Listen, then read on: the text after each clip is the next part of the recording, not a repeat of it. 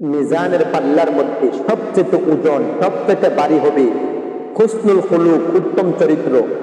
যার কাছে হজের আমল ফেল হয়ে যাবে, জাকাতের আমল ফেল, যার কাছে দান সদকা, তাহাজ্জুদের নামাজ, শত শত হাজার হাজার প্রকার আপনার আমল যার কাছে ফেল হবে, তাহলে যার উত্তম চরিত্র আছে, সেই উত্তম চরিত্র হাসরের ময়দানে মিজানের পাল্লায় সবচেয়ে ভারী হবে, সবচেয়ে ভারী হবে।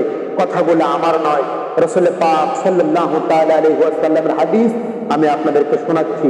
তিরমিজি শরীফের 2002 হযরতে আবু দারদা রাদিয়াল্লাহু তাআলা আনহু থেকে বর্ণিত, তিনি বলেন রাসূল পাক সাল্লাল্লাহু তাআলা আলাইহি ওয়াসাল্লাম বলেছেন, হাসরের ময়দানে মিজানের পাল্লায় সবচেয়ে ভারী হবে মানুষের উত্তম চরিত্র, সৎ চরিত্র।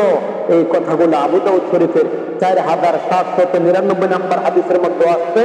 উত্তম চরিত্র হচ্ছে সবচেয়ে দামি চরিত্র, উত্তম আদর্শ হচ্ছে মানুষের সবচেয়ে দামি আদর্শ।